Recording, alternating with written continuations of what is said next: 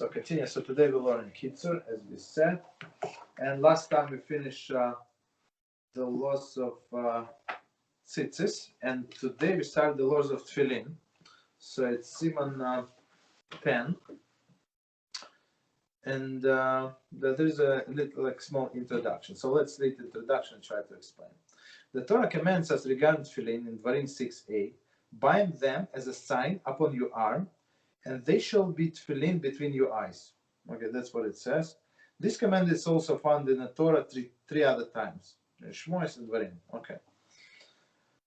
The description of the tefillin and the laws regarding the how they are to be worn are taught to us through the receiving tradition from Torah, the shall ben, or the oral Torah.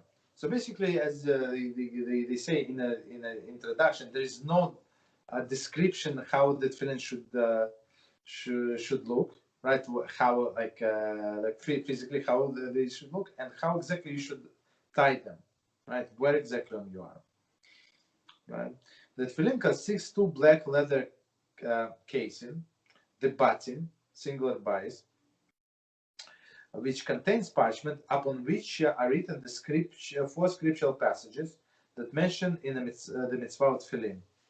The passages are, sanctify me, and that is first one, it's from Shmos.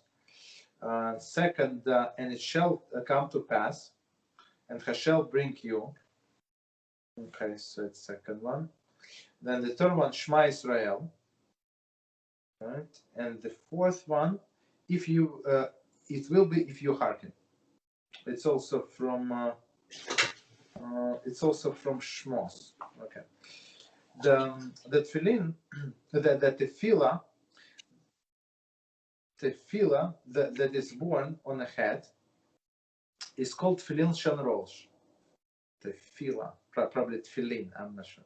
Tefillah that is born on the head is called tefillin shel rosh. So rosh is the head, so this one is shel rosh, or simply shel rosh. Okay. And tefillah, no, they call it tefillah, that is worn on the arm is called tefillin shel yad, or shel yad. So we're going to address them as shel yad. Yad is a hand, and shel rosh on the hand.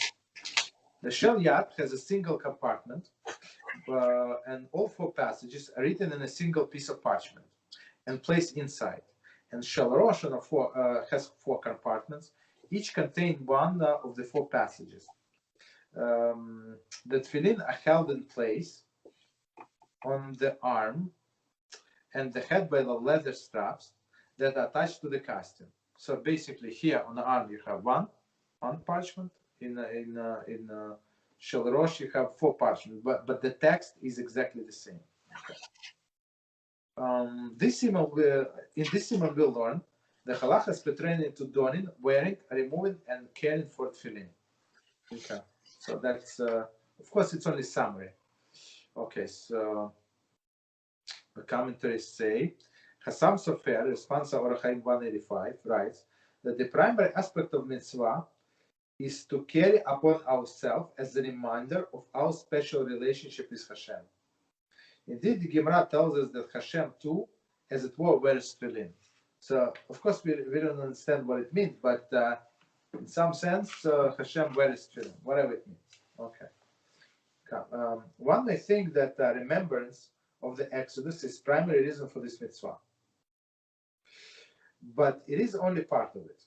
Thus, the portion of Shema and Vechaya, which discuss the love and obligation to HaShem, are placed in the tefillin, along with other portions that discuss the Exodus, as all of these are meant to remind us our love and obligation to HaShem. So love is all good, but first comes the obligation. So HaShem, basically, there is this idea that HaShem took us from the land of Egypt to be from the slavery to Egypt to be slaves to Him. Why? Out of love. Because being slaves to Him, we're going to actually benefit a lot. Okay, that's why all of these four. One of the explanation of why these four passages are included. Okay. So chapter number 1. So of course the explanation it was given to Moshe at Sinai. I mean, this commandment. So we just follow. Okay.